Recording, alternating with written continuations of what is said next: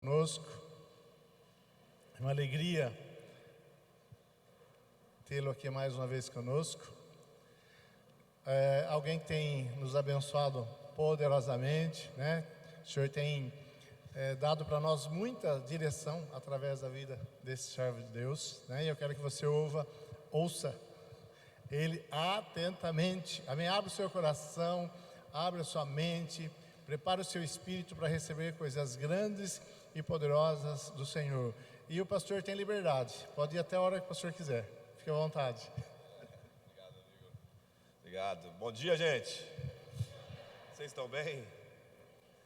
Olha, eu estou tão feliz de estar aqui com vocês de novo, que sempre eu arrumo uma desculpa para estar perto de Botucatu aqui. Daí eu mando mensagem para o pastor: pastor, eu vou estar por aí, saudades da igreja.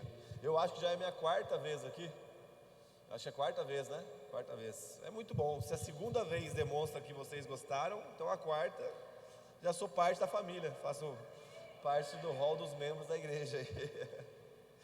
Bênção demais, gente. Talvez você está aqui e é novo na comunidade. Eu queria me apresentar para vocês. Meu nome é Leonardo. Eu tenho 29 anos de idade. Sou casado com a Ellen já faz 10 anos. Eu casei bem novinho, casei com 19 anos. E agora nós somos pais do Teófilo, bebezinho de 2 anos e 7 meses. Tem sido uma experiência incrível para mim, essa experiência de paternidade. E provavelmente eu vou usar ele muito como exemplo, porque minha vida hoje está em torno aí de acordar de madrugada, trocar fralda, brincar com criança. Então essa é a parte da vida aí muito especial para todos aqueles que são pais. Eu faço parte da família de Zascope em Bragança Paulista e também auxilio o Douglas e a Val, tanto na igreja quanto no movimento de Zascope. Como vocês têm pensado e construído aqui algo acerca da presença de Deus, né, acerca do conhecimento de quem Deus é, eu não queria fugir muito desse tema. Então, abre comigo aí João capítulo 14, João 14, 16. João capítulo 14, versículo 16.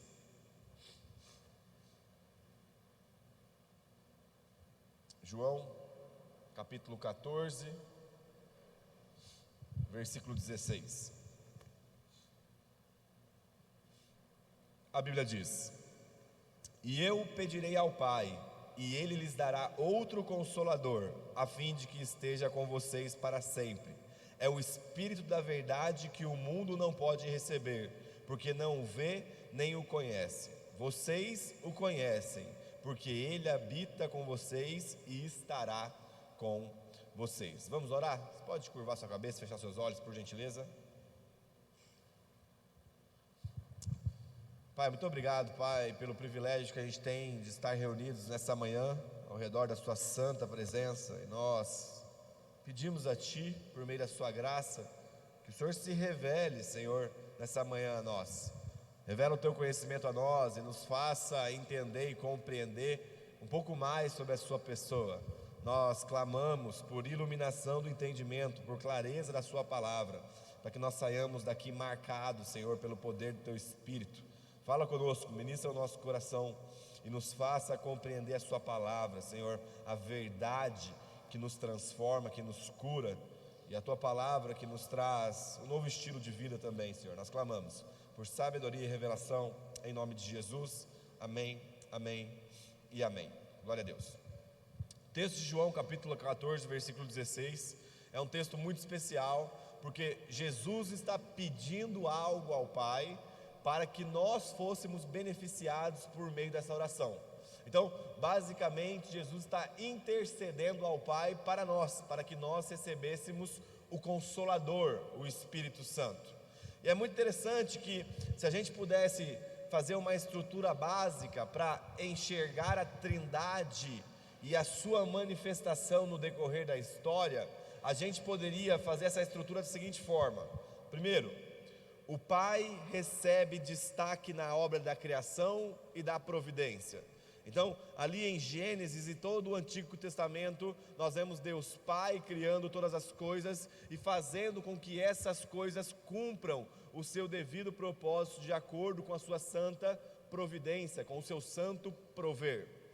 Agora, nós percebemos também o Filho realizando a obra de redenção na humanidade. Então, quando chegamos no Novo Testamento, vemos ali a vida de Cristo Jesus, a morte e a ressurreição de Cristo Jesus, e como que isso alcança toda a humanidade para a salvação. E por fim, a partir de Atos dos Apóstolos, nós vemos a obra do Espírito Santo, então, do Espírito Santo em relação à igreja. O Espírito Santo, ele é responsável por aplicar essa obra redentora de Cristo na humanidade, tornando a salvação que foi disponibilizada em Cristo real para cada um de nós. Agora, o Francis Chan, ele escreveu um livro chamado Deus Esquecido, e por vezes, por nós enumerarmos ou elencarmos, né, o número da Trindade, a gente esquece um pouco de falar da pessoa do Espírito Santo. Geralmente a gente fala que a primeira pessoa da Trindade é Deus Pai, a segunda pessoa da Trindade é Deus Filho, e a terceira pessoa da Trindade é o Deus Espírito. Quando a gente usa o termo primeiro, segundo e terceiro, geralmente a gente lembra daqueles rankings, né, que tem pós-campeonato. Então você vê ali o medalhista do primeiro lugar recebendo, aí o segundo lugar está um pouquinho mais abaixo, ali recebe a medalha de prata, e o terceiro lugar recebe a medalha de bronze, e aí você imagina que essa é a escadinha. Porém, em relação à Trindade, não existe essa diferença. Eles, é o paradoxo da Trindade, né? É um só Deus, mas são três pessoas. É um Deus, uma essência em três pessoas. Então, quando nós dividimos primeiro, segundo e terceiro, só tem finalidade explicativa, só tem finalidade pedagógica, para que a gente compreenda que o nosso Deus é trino, mas não necessariamente Cristo é inferior ao Pai e o Pai é superior ao Espírito. Não, todos os três ali que são um, são totalmente iguais. Agora, por que é importante nós estudarmos, nós pensarmos acerca do Espírito Santo no tempo em que nós vivemos? Eu vou dar 3 motivos rapidamente para vocês. Primeiro, o Espírito Santo hoje, na atualidade, nesse tempo em que nós vivemos, é o ponto no qual a Trindade se torna pessoal para o crente. Então, o nosso Deus Pai, o nosso Deus Filho, Cristo Jesus, se torna pessoal para nós por meio do Espírito Santo. Então, é o Espírito Santo que habita na sua igreja, é o Espírito Santo que nos conduz, é o Espírito Santo que ilumina o nosso entendimento, que dá sabedoria e revelação, que dá clareza em relação às Escrituras, para que nós possamos conhecer a Deus. Então, o Espírito Santo, hoje, na realidade atual, é o ponto de conexão entre a Trindade, a Santíssima Trindade, e a humanidade que está em Cristo. Então, a forma pela qual Cristo Jesus se torna pessoal a nós hoje é por meio do Espírito, porque assim nós, logicamente, né, ninguém aqui caminhou com Cristo de forma física, né? Os discípulos tiveram o privilégio de estar com Cristo encarnado, e hoje nós não estamos com o Cristo encarnado, Ele está com o Pai sentado no trono, e nós hoje nos conectamos a Deus Pai e a Deus Filho, por meio do Espírito que habita individualmente em cada um de nós, mas acima de tudo em sua plenitude no meio da comunidade. Um segundo motivo, uma segunda razão para nós estudarmos a pessoa do Espírito Santo é que a obra do Espírito Santo está proeminente, está mais destacada desde Atos dos Apóstolos e continuará destacada até em Apocalipse.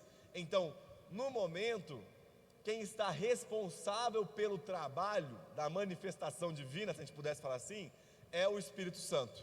É claro que nós temos diversos relatos na história e também atualmente acerca de Cristo aparecendo em países muçulmanos e o próprio Jesus, o homem, a pessoa de Jesus, se manifestando em lugares onde ainda não chegou a palavra, os evangelistas não alcançaram para pregar o evangelho. Então existem relatos em países muçulmanos com grandes perseguições, onde o próprio Cristo se manifesta. Isso deve ser algo inexplicável, né, gente? Imagina se você encontrar com a pessoa de Jesus, o homem que foi crucificado, que morreu, ressuscitou, e daqui a pouco ele aparece, você apalpa a carne de Cristo, né? Mas isso não é a norma, esse não é o padrão, isso é algo especial que vai acontecendo conforme o desejo de Cristo, conforme os decretos de Deus em lugares específicos. No nosso caso, a normalidade é que tudo acontece na igreja por meio do Espírito Santo. E para a gente terminar agora as razões aqui da importância de compreendermos quem é a pessoa do Espírito Santo, é que por meio do Espírito, hoje, por meio do Espírito Santo, é a forma, é o lugar, é o meio pelo qual Deus usa para nos trazer experiências profundas. Então, se você veio de um contexto muito pentecostal, muito avivado ali e tal, você percebe que quando o Espírito Santo está no ambiente, e não necessariamente tem que ser desse jeito pentecostal que eu estou falando, mas existe então esse movimento, é onde nós somos marcados pelo Espírito. Então, vou dar um exemplo. Talvez um dia você estava no seu quarto, fazendo o seu devocional, de forma mais simples, lendo a sua Bíblia, tomando um café e orando ali, para que o Senhor te marcasse, e o Senhor te marcou naquele dia, e o Senhor fez com que um texto da Escritura saltasse os seus olhos e queimasse dentro do coração. Esse realizar do saltar aos olhos e queimar no coração, é uma obra do Espírito Santo, revelando a palavra para nós. Agora, de acordo com o texto que nós lemos, de acordo com o texto que nós lemos, de João 14, que fala que Deus nos daria outro Consolador, o Espírito da verdade, e esse Espírito estaria em nós, essa obra intercessora de Cristo Jesus, nos revela a importância da compreensão do Espírito Santo. Porque para pensar, hoje o Espírito Santo habita em você, e se você não conhece o Espírito Santo que habita em você, meio que não faz sentido nós vivermos a fé cristã, porque a fé cristã está evidenciada a partir do fruto do Espírito Santo, conforme está em Gálatas capítulo 4. Então hoje eu queria pensar com vocês de forma bem leve, bem tranquila, dois pontos. Primeiro, quem é o Espírito Santo? E segundo, quais são as obras do Espírito Santo? Hoje, quando nós pensamos na manifestação da presença de Deus, nós estamos pensando na manifestação do Espírito Santo. O Espírito Santo faz com que a presença de Deus se torne empírica, palpável, vou usar uma palavra aqui, tocável para o homem.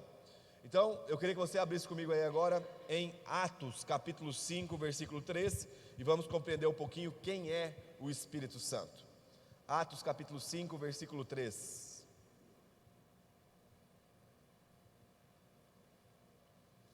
Nós vamos ler 3 textos.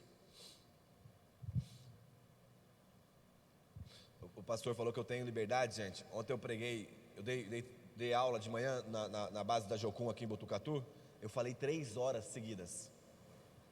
Então, estou até preocupado com isso agora. Depois o Elin falou, cara, você falou bastante, né? Eu falei, rapaz, falei mesmo, né? Então estou até olhando aqui no relógio, fiquem calmos, nós vamos almoçar na hora certa. Mas o pastor falou que tem liberdade, então... Brincadeira.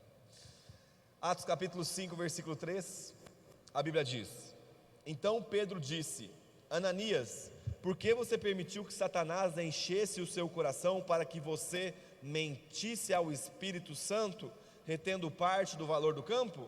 Não é verdade que conservando a propriedade seria sua?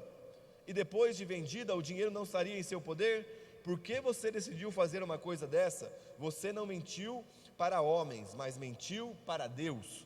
Vou ler agora 1 Coríntios capítulo 3, versículo 16. 1 Coríntios 3, 16, a Bíblia diz: Vocês não sabem que são santuário de Deus e que o Espírito de Deus habita em vocês? Se alguém destruir o santuário de Deus, Deus o destruirá, porque o santuário de Deus que são vocês é sagrado. Para terminar, Mateus 28, 19. Mateus 28, 19.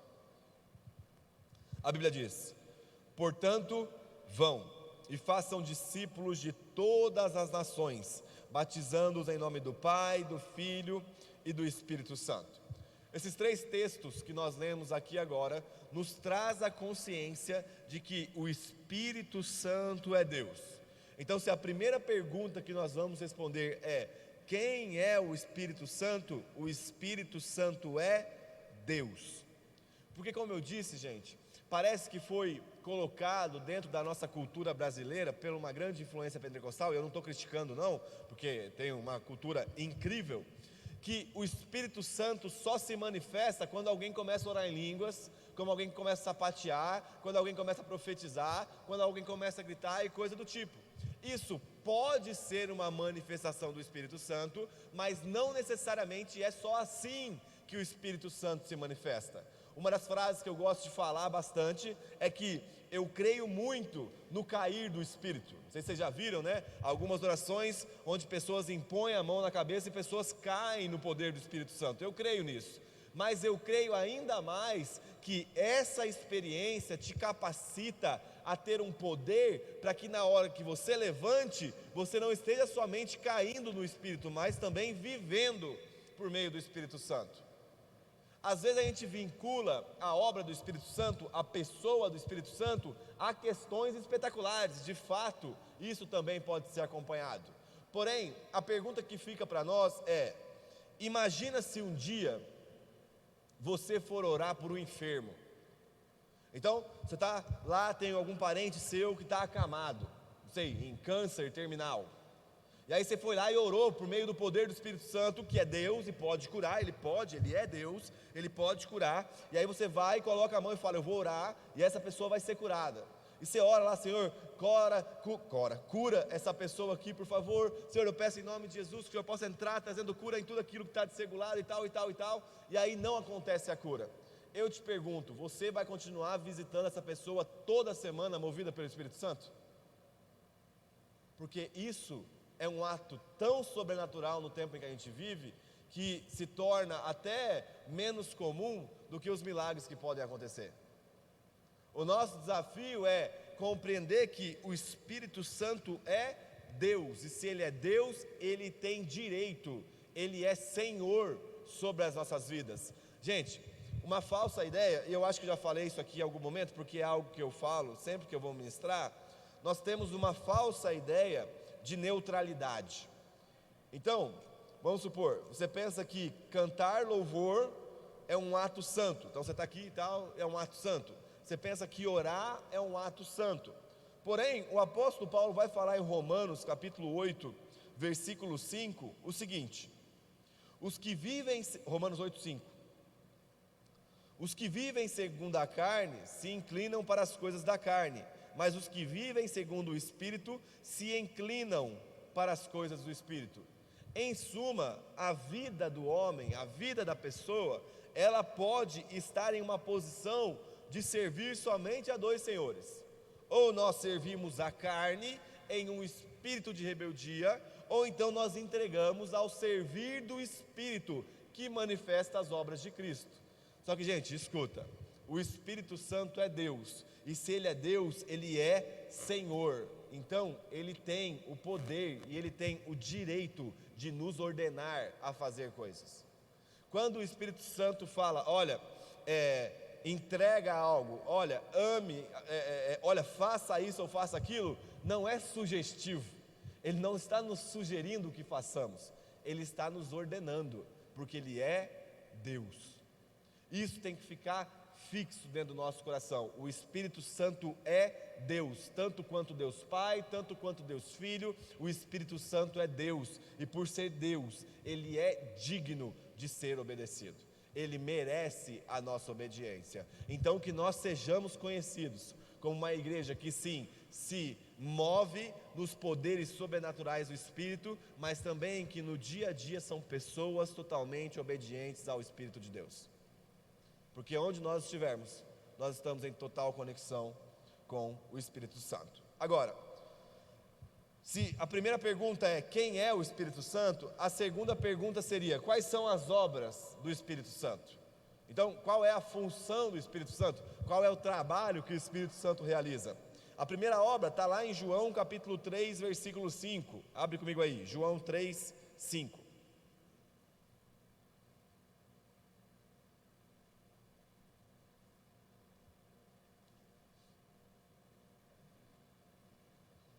A Bíblia diz: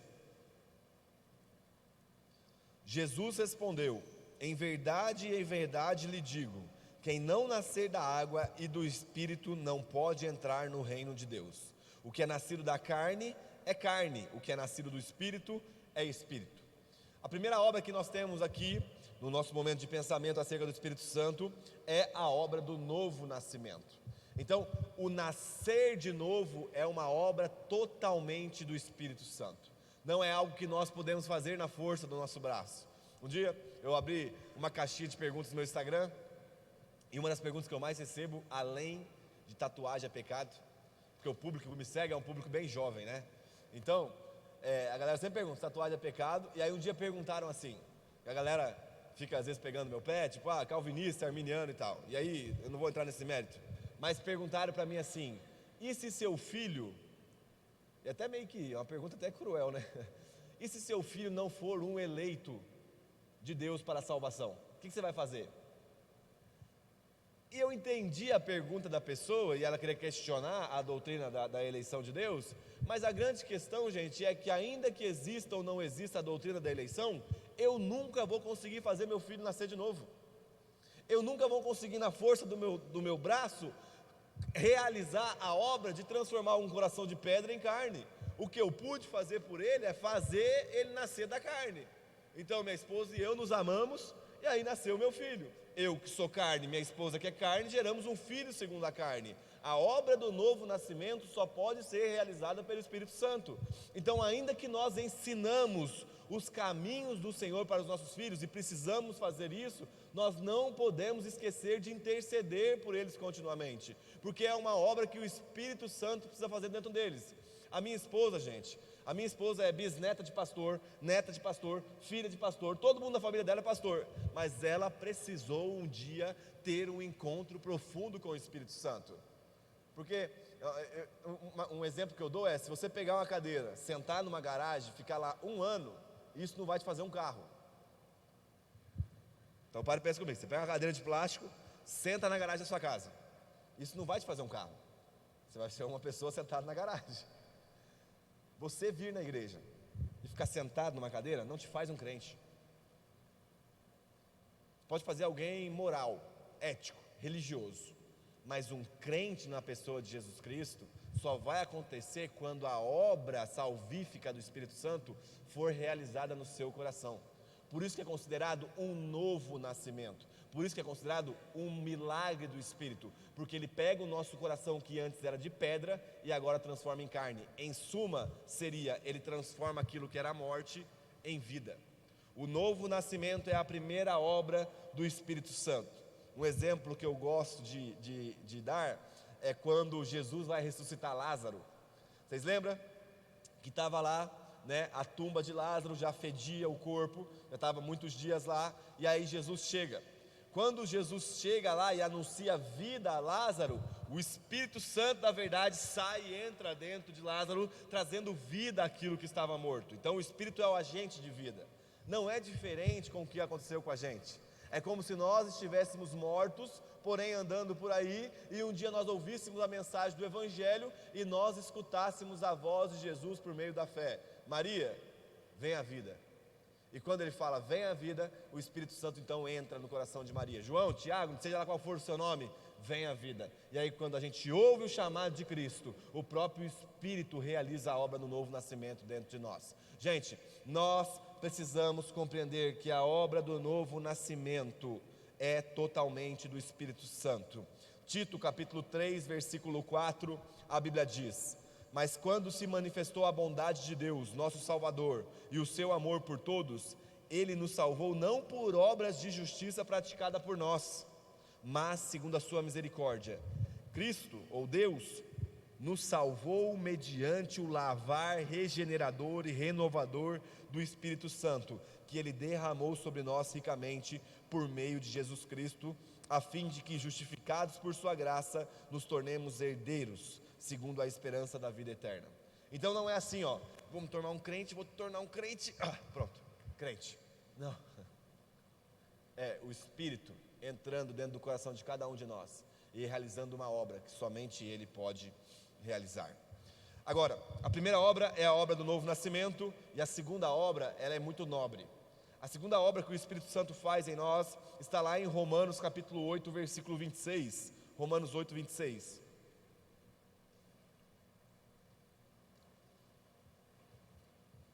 A Bíblia diz: Da mesma maneira também o Espírito nos ajuda em nossa fraqueza, porque não sabemos orar como convém, mas o próprio Espírito intercede por nós com gemidos inexprimíveis. Vou repetir. Da mesma maneira também o Espírito nos ajuda em nossa fraqueza, porque não sabemos orar como convém, mas o próprio Espírito intercede por nós com gemidos inexprimíveis. Se a primeira obra do Espírito é o novo nascimento, a segunda obra do Espírito é que Ele intercede por nós. E é interessante como que às vezes nós chegamos diante de Deus, nos nossos momentos de intimidade com o Senhor, nos nossos momentos de oração, e nós não conseguimos expressar aquilo que a gente sente. Já teve a experiência? Quantas pessoas que vão no psicólogo, e psicólogo é uma benção, gente, continue indo no psicólogo, tá? E aí o psicólogo ele precisa desatar o nó, né, o termo que eles usam, o termo terapêutico, da mente da pessoa para que ela possa compreender aquilo que ela precisa falar. Por vezes o Espírito Santo, ele é esse psicólogo divino que desata os nós da nossa mente e do nosso coração. E sabe, às vezes a gente fica pensando que uma oração pode ser conduzida somente por meio de palavras, mas às vezes, gente, as nossas orações serão lágrimas. Serão aqueles gemidos que a gente dá em momento de contrição, em momento de dor, em momento de desconforto, em que o Senhor está usando essa forma não verbal de oração, a fim de que chegue até Deus de forma verbal. Então, às vezes, as suas lágrimas têm um pedido, um clamor mais eficiente do que as suas palavras. É aquele dia que você está no seu quarto, você está tão frustrado, você está tão desanimado, você já não sabe nem o que você vai falar para Deus. E você só começa a chorar diante da presença de Deus. O Espírito Santo faz esse poder, essa transformação de mudar o que é não verbal, a fim de que chegue a Deus como verbal. Eu vou reformular. Aquilo que não tem palavras, se torne uma oração com palavras. As lágrimas se tornem palavras diante de Deus. O Espírito Santo intercede por nós, e Ele não intercede por nós mediante aquilo que nós queremos. Olha que loucura. O Espírito Santo não intercede por nós mediante aquilo que nós queremos, mas Ele intercede por nós mediante aquilo que nós precisamos. Esse é o ponto. Gente, eu tenho um filho pequeno, e agora no final do ano teve a confraternização da editora, né, do Desascope. Aí o Douglas, a empresa sempre dá um presente para os filhos dos funcionários. E aí esse ano eles não deram um presente, deram dinheiro. Então colocou num cofrinho e deu, e aí cada pai e cada mãe comprava para o seu filho. E aí eu catei, né, o dinheiro e fui levar o Theo numa loja de brinquedos. Gente, ele escolheu um brinquedo que ele não gosta, que não tem nada a ver com ele. E aí eu falei: filho, você não gosta disso? Aí: não, mas eu quero. Falei: e ele ama, gente, a Patrulha Canina. E aí eu falei: filho, tem o Chase, que é um dos personagens. Não, eu quero isso aqui, aleatório assim, um brinquedo aleatório. Chegou em casa, o que ele falou? Eu queria o Chase.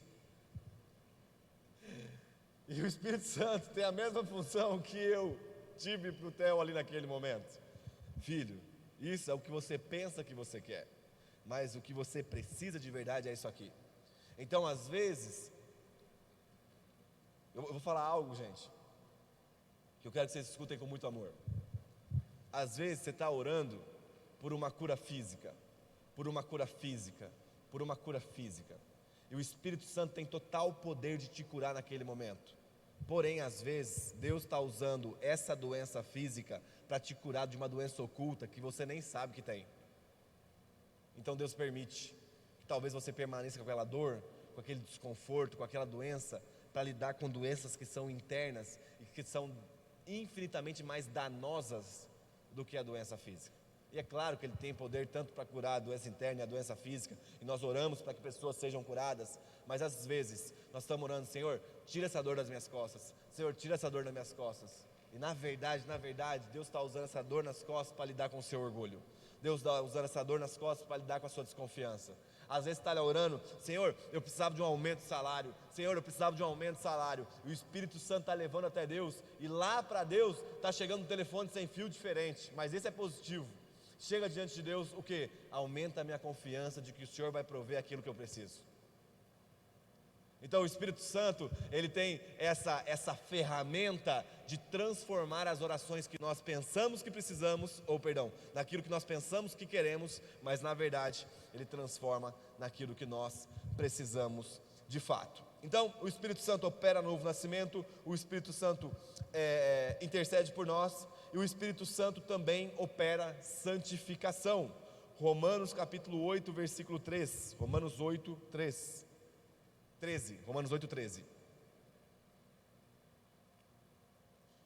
A Bíblia diz: porque se vocês viverem segundo a carne, caminharão para a morte, mas se pelo Espírito mortificarem os feitos dos corpos, certamente viverão, pois todos os que são guiados pelo Espírito de Deus são filhos de Deus. Vou ler de novo que eu dei uma enroscadinha aqui.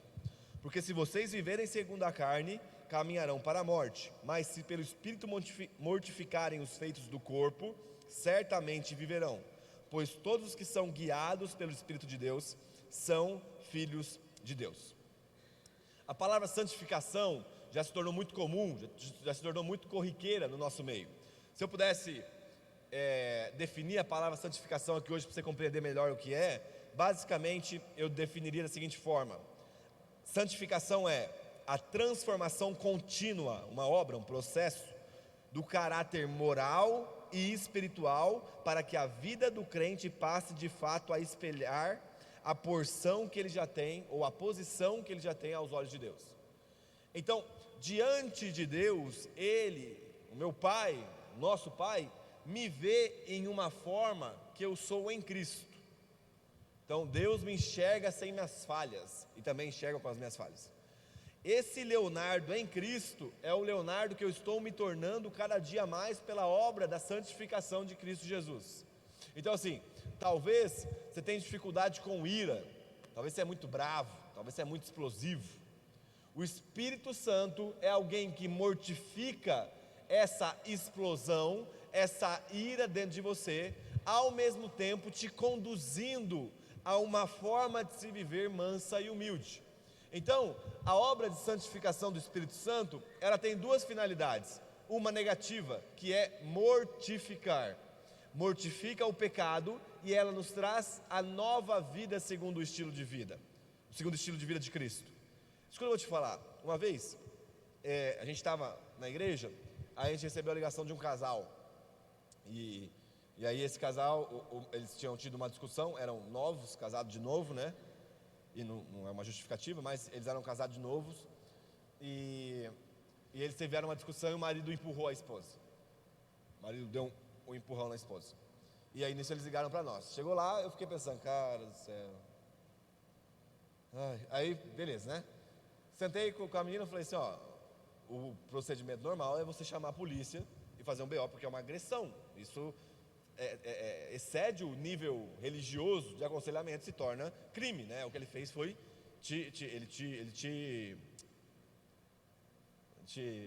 não feriu, fugiu a palavra, não é violentou também, ele te machucou, como se tivesse, né, machucado, ele fez um crime contra você.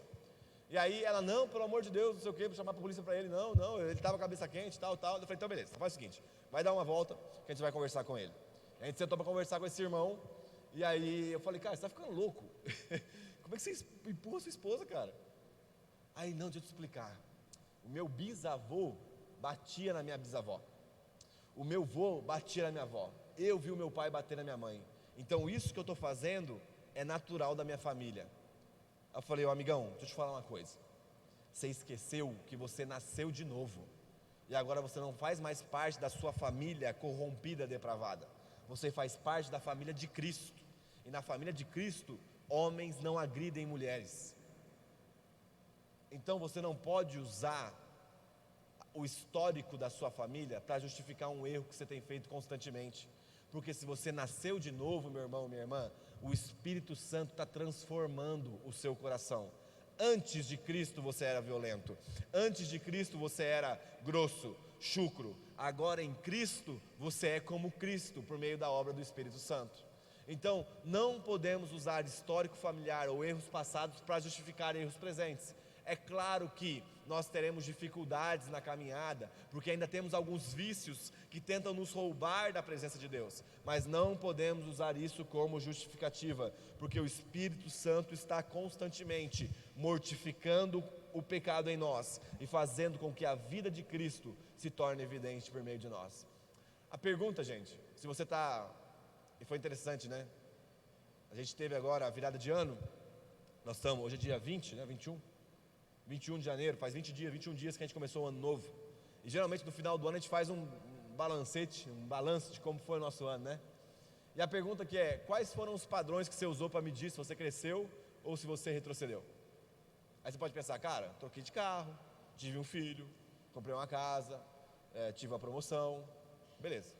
A pergunta que deveria nortear o nosso balancete no final do ano é, eu me tornei mais semelhante a Jesus esse ano? Porque se não, nós precisamos rever se a gente é crente de fato, gente. Porque o processo do Espírito Santo é um processo contínuo, dia e noite, formando Cristo em nós, dia e noite, operando santificação no nosso coração. Além da obra de santificação, o quarto ponto, eu já estou terminando, é que o Espírito tem uma função de mestre, ele também nos ensina. João capítulo 14, versículo 26. João 14, 26.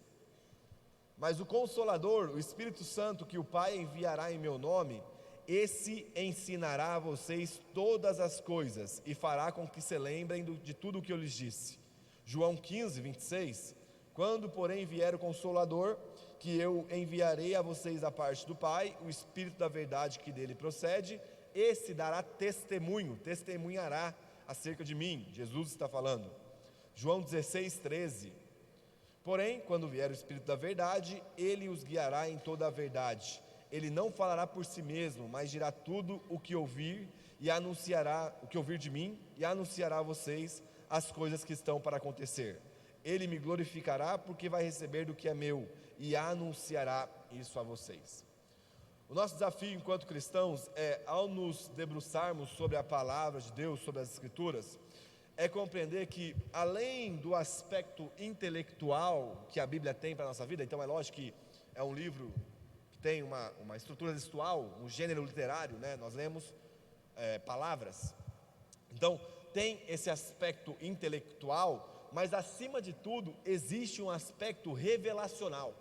Então a gente não lê esse livro como a gente lê, a Ilíada, como a gente lê Camões, quando a gente lê qualquer outro tipo de livro. A gente lê a Bíblia consciente de que é um livro diferente de todos os outros, porque por meio do Espírito Santo nós temos iluminação, por meio do Espírito Santo nós temos o revelar, o desvelar. Então, imagina comigo que meu celular estivesse coberto por um pano, né? Por um pano. A obra do Espírito em relação à nossa leitura bíblica e à meditação é que ele tira o pano e revela o que tem lá para a gente. Então, o Espírito Santo tem essa função de mestre, ele nos anuncia as coisas de Deus. Agora, gente, se você não é cativado pela leitura bíblica, que é o alimento, o nosso pão diário, o que te cativa? Às vezes e eu gosto muito de estudar, mas a gente dá volta na teologia e a gente volta para a mesma coisa: oração, intimidade com Deus e leitura constante da palavra. Nisso se resume a vida cristã: intimidade com o Senhor todos os dias e leitura da palavra. Sabe, se você não se dedica à leitura desse livro, que tipo de Deus que você está se relacionando? Porque o nosso Deus manifestado em Cristo, que hoje é revelado por meio do Espírito, nos deixou uma autobiografia de quem Ele é. Então imagina que se eu fosse me apresentar a vocês, eu faria uma carta. O nosso Deus fez uma carta para falar para a gente quem Ele é e como Ele é. Se você não está se relacionando com Deus por meio dessa revelação, com qual Deus que você está se relacionando? Você pode ter criado um Deus na sua mente. Você pode ter criado uma Sininho, a fada do Peter Pan. Você pode ter criado um Peter Pan, que não é o Deus de fato. E o problema, gente, de se relacionar com um Deus que não é o Deus revelado na palavra, é que quando você chegar no final da sua vida, você vai se frustrar, porque um Deus criado pela nossa mente não tem poder de nos salvar. E aliás, um Deus criado pela nossa mente, costumeiramente passa a mão na nossa cabeça. Tá tudo bem, eu só reservo para você bênçãos, eu não te corrijo de nada, eu não te confronto de nada. Porque quando você abre essa Bíblia aqui, gente, se você soubesse o tanto de marca de lágrimas que tem aqui, às vezes parece um marca-texto, mas não é lágrimas que correu, escorreu, manchou aqui. De tanto que eu sou confrontado pela palavra de Deus, de tanto que o Senhor usa a sua palavra por meio da revelação do Espírito Santo para mostrar o quão pecador, o quão necessitado da graça e da transformação de Cristo eu sou. E a última obra do Espírito Santo, só recapitulando, saiu meu esboço, só recapitulando para a gente não esquecer: o Espírito Santo é Deus, as suas obras são o novo nascimento, a intercessão por nós, a santificação que Ele opera em nós e o ensino que Ele nos traz. E para a gente terminar, a última obra do Espírito Santo é que Ele nos capacita com força e poder para pregarmos o Evangelho. João capítulo 14, versículo 12, João 14, 12. Escuta esse texto com muita atenção e eu já termino. Só para a gente pensar, a última coisinha que eu queria falar com vocês. João 14, 12. Em verdade lhes digo, que aquele que crê em mim fará também as obras que eu faço, e outras maiores fará, porque eu vou para junto do Pai. Vou repetir esse texto aqui, gente. Jesus está falando com seus discípulos. Em verdade. Quando ele usa em verdade, ele está falando, presta muita atenção no que eu vou falar. Em verdade lhes digo, que aquele que crê em mim fará também as obras que eu faço, e outras maiores fará, porque eu vou para junto do Pai. Gente, imagina ali sentado ao redor da presença de Jesus, Pedro, Tiago, João, Judas, os outros discípulos, sentado. E aí daqui a pouco Jesus fala assim, o seguinte, vocês viram que eu ressuscitei morto? Vimos. Você viu que eu curei um monte de coxo? Vimos. Vocês viram que eu abri o olho dos cegos? Vimos. Então, se vocês crerem em mim, vocês farão obras maiores do que essa. O Pedro não conseguia lidar com as suas emoções. Imagina ele ressuscitando morto. Imagina ali, Tiago, olhando e pensando, Mateus, falando, como é que é? Eu vou realizar uma obra maior do que a sua? Você vai realizar uma obra maior do que a minha. Eu acho que se nós, e nós estamos ouvindo isso de Cristo, porque foi escrito também para nós, se nós ficarmos meditando esse texto aqui, a gente vai entrar em parafuso. Eu faço uma pergunta bem sincera para vocês, diante de tudo que está relatado na palavra, você confia em você mesmo, que você tem a capacidade de realizar obras maiores que a de Cristo? Seja sincero, gente. Não tem como, você olha no espelho todos os dias. A gente sobe escada, falta ar. Se você sobe escada correndo sem licença, você fica, misericórdia. Jesus andava a longas distâncias para pregar o Evangelho, e isso nem era milagre. Isso era comum. A gente sobe a escada e cansa. E aí Jesus está falando, olha, vocês vão fazer obras maiores do que a minha. Só que o ponto aqui, gente, de Cristo, é que Ele tinha duas finalidades ao falar isso. Primeiro, evidenciar essa frustração que cada um de nós tivemos nesse momento. Tipo, não vai rolar, eu não consigo. Porque tudo aquilo que nós fazemos por conta da capacitação do Espírito Santo. Então, de fato, nenhum de nós tem poder, nenhum de nós tem condições de ressuscitar mortos, de curar enfermos, ou até mesmo de proclamar o Evangelho. Tudo que nós fazemos por meio do Espírito Santo. Por isso existe a hipernecessidade de nós conhecermos a Ele de fato. Porque quando você está diante de uma pessoa e você é comovido a ministrar Cristo àquela pessoa, o mesmo Espírito que te inclinou a fazer isso, te capacitará a falar. O mesmo Espírito que te levou diante de um enfermo, e você viu que ele estava enfermo, e você falou, nossa cara, deu aqui, eu posso orar por você? É o mesmo Espírito que realizará a obra de cura na vida daquela pessoa. Então, tomar consciência de que nós somos totalmente dependentes do Espírito Santo para qualquer tipo de obra é essencial para nós, gente. É essencial para nós. Sabe? Eu termino com um texto de 1 Pedro capítulo 4, versículo 12. E é triste como que o contexto moderno, nosso de igreja, eu não estou falando aqui especificamente de São Manuel, mas o contexto global da igreja, vinculou a presença de Deus com conforto.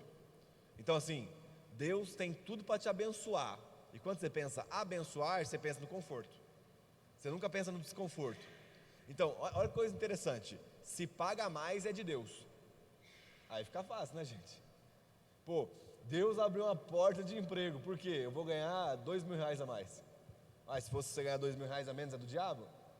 Às vezes não, às vezes também é de Deus.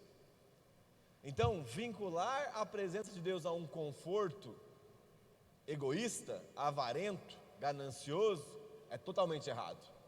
Porque em 1 Pedro capítulo 4, versículo 12, a Bíblia diz: amados, olha esse texto, gente, eu sou fascinado pelas escrituras, mas esse texto especificamente mexe muito comigo. Amados, não estranhem o fogo que surge no meio de vocês, destinado a pô-los à prova, como se alguma coisa extraordinária estivesse acontecendo. Não estranhem o fogo que surge no meio de vocês, destinado a pô-los à prova. Você pode pensar, fogo do Espírito, avivamento. Não, gente. Pedro escreve no contexto da diáspora, no contexto da fuga dos discípulos. Quando Pedro fala que eles não deveriam estranhar o fogo que surge no meio deles, é fogo literal. Os cristãos estavam sendo mortos pelos romanos. Então Pedro está falando, gente, não se preocupem que tem gente morrendo afogueada e que vocês podem morrer queimados. Era literal, gente. Pessoas eram mortas, queimadas por causa da fé em Cristo. É muito distante do nosso contexto, né? Hoje ser crente até se tornou meio hype, meio na moda. Mas ele continua: pelo contrário, alegrem-se na medida em que são coparticipantes do sofrimento de Cristo, para que também na revelação de sua glória vocês se alegrem exultando.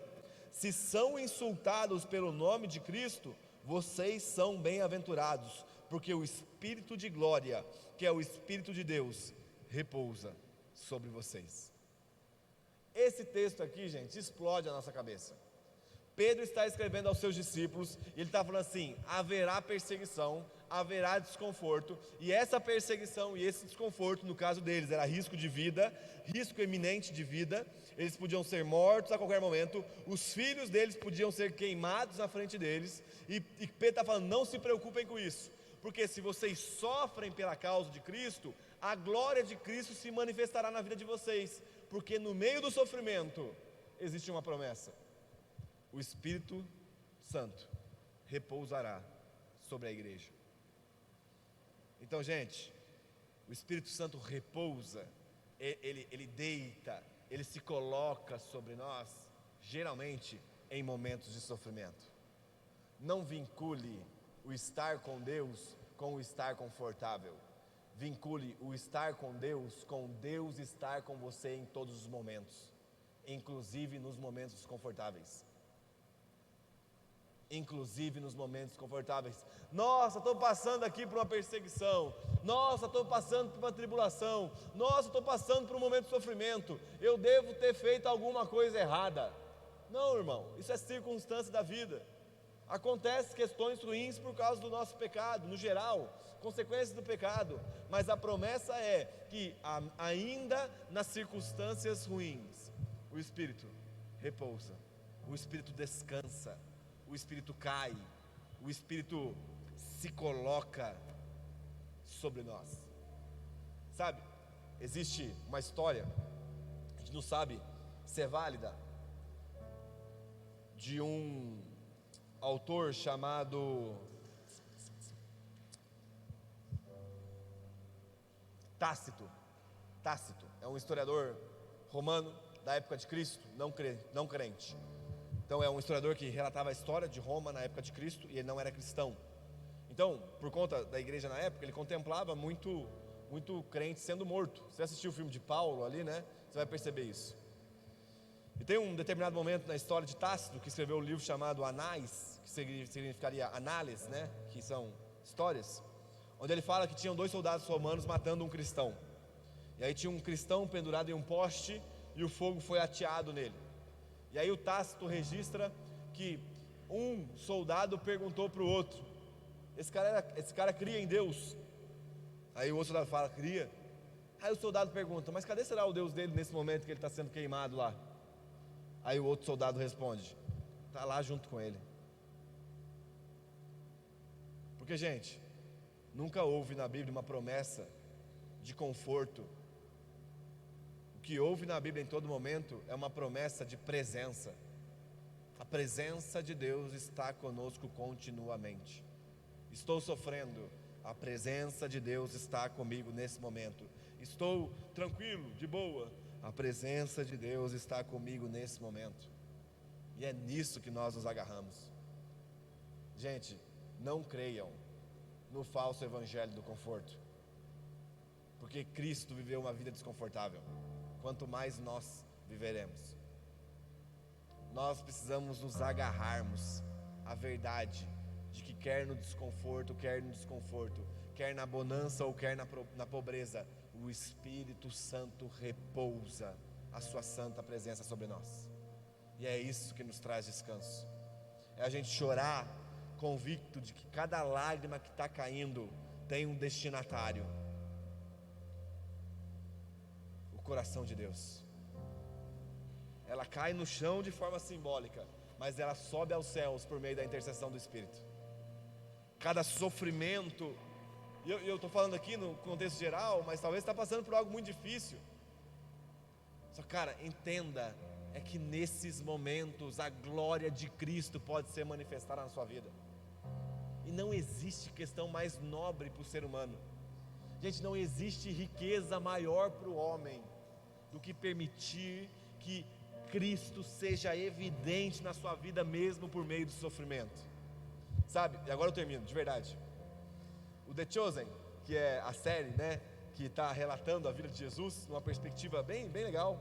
Claro que é uma série, né, não é fidedigna totalmente às Escrituras, porque é uma série, mas é válida para algumas imaginações.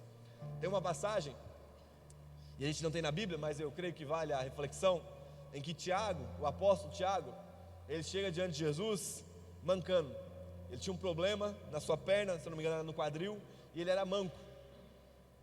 E aí aquela passagem que Jesus fala assim, ó: peguem de 2 em 2 e vão curar as pessoas, vão pregar o evangelho e vão libertar os oprimidos.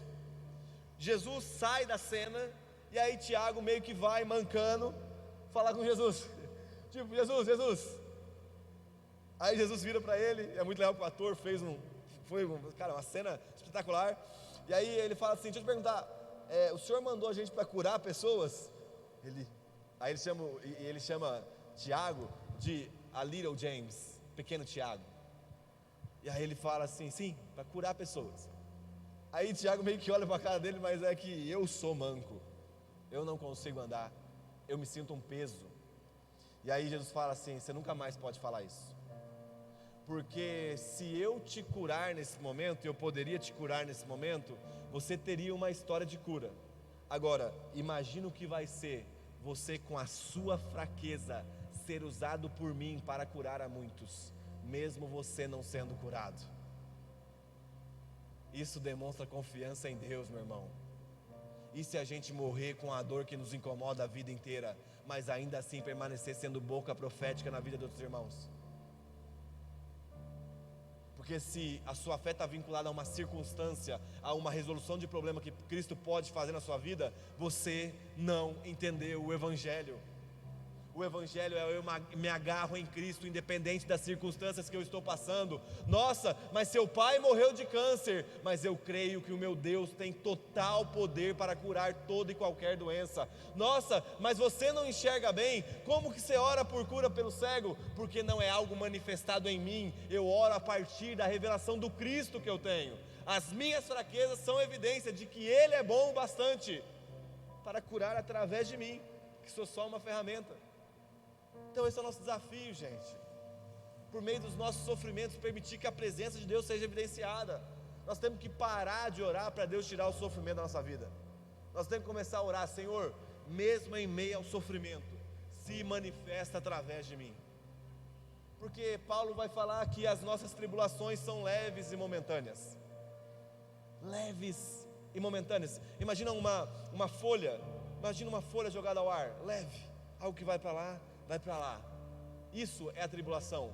Só que Paulo coloca no mesmo texto, um pouquinho para frente, que existe um peso de glória que há de ser revelado em nós. Se a tribulação é leve e momentânea, a glória de Deus é como se fosse um chumbo, tamanho o seu peso de manifestação na nossa vida por meio da presença.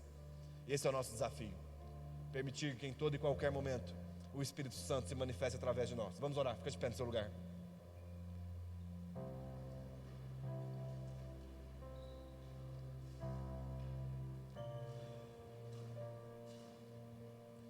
Se você puder fechar os seus olhos, nós vamos orar agora ao Espírito Santo.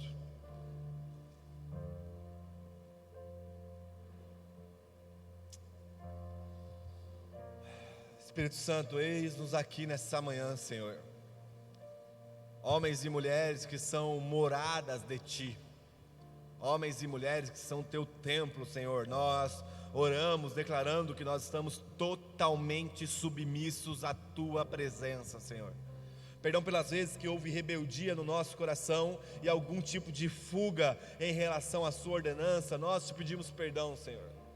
Nós oramos nesse momento para que o Senhor possa avivar os nossos corações, para que mesmo em meio aos problemas que nós passamos, e todos nós temos problemas, Senhor, nós nos mantenhamos firmes, que nós estejamos totalmente fixados na Tua palavra, mediante a Tua revelação, Senhor.